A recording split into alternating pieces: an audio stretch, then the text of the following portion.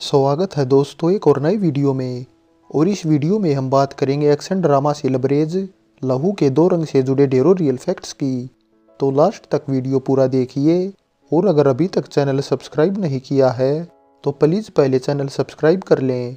28 सितंबर 1979 को रिलीज लहू के दो रंग में लीड रोल में विनोद खन्ना, शबाना आजमी, डैनी डेंजोंपा, रणजीत, हेलन, इंद्राणी मुखर्जी, गोगा कपूर, मैक मोहन, प्रेमा नारायण और मोहन शेरी दिखाई दिए थे। फिल्म के डायरेक्टर थे महेश भट्ट, प्रोड्यूसर थे सीरू दयाननी और भगवान एससी, स्टोरी राइटर और डायलॉग राइटर थे सूरज सनीम। आजादी आजादी चिल्लाने से हिंदुस्तान आजाद नहीं हो जाएगा। शुक्रिया अदा करने की कोई जरूरत नहीं बहन साहब।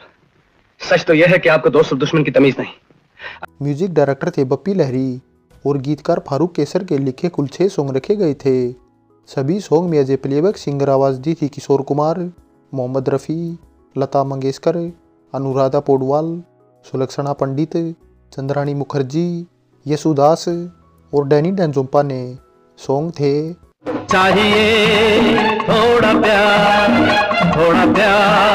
चाहिए से तुम मिले, तुमसे हम मिले।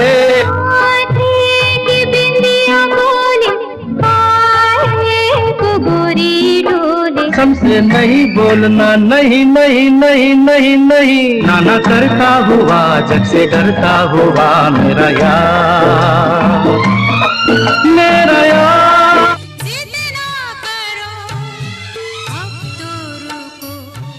फिल्म का म्यूजिक हिट था और 2 घंटे 31 मिनट की लहू के दो रंग को 6.1 आउट ऑफ 10 IMDb रेटिंग मिली हुई है।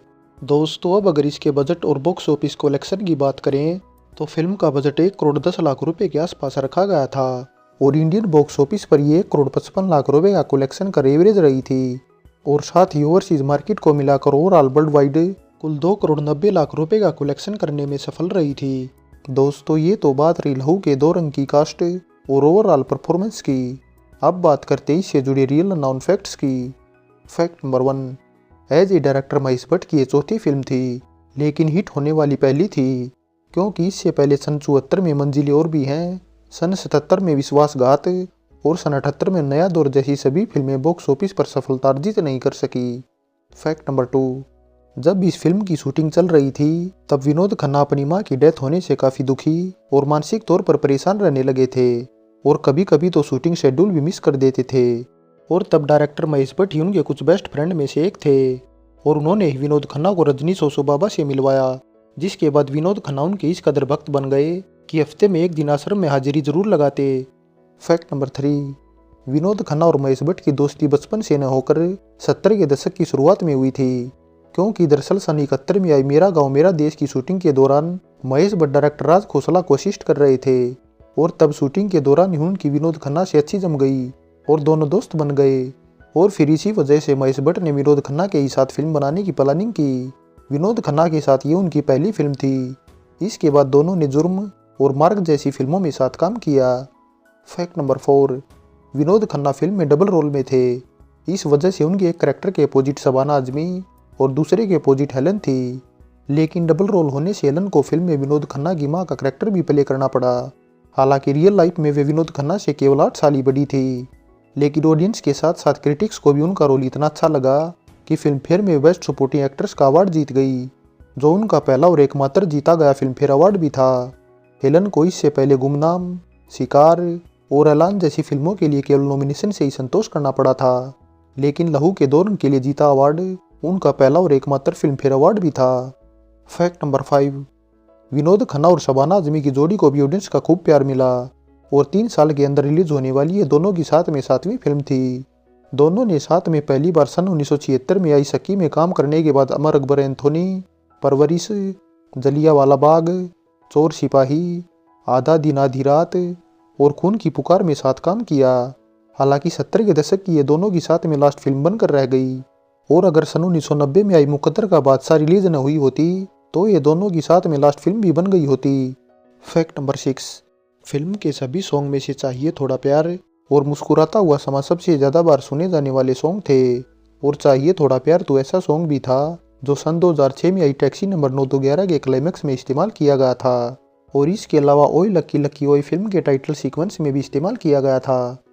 फैक्ट नंबर 7, फिल्म के कुछ सीन में रिचर्ड स्ट्रस की क्रिएट की गई ट्यून भी सुनाई दे जाती है, जिसका इस्तेमाल WWE के दिग्गज रेसलर रिक फ्लेयर रिंग में एंट्री के टाइम करते थे। फैक्ट नंबर 8, मुस्कुराता हुआ समा सॉन्ग में महेश भट्ट ने शबाना आजमी को मॉडल की तरह दिखाने का जो एक्सपेरिमेंट किया, उसके लिए उन्हें काफ़ी तारीफ मिली। और फिर इसी तरह अपनी अर्थ में भी उन्होंने समिता पाटिल को मॉडल के रूप में दिखाया।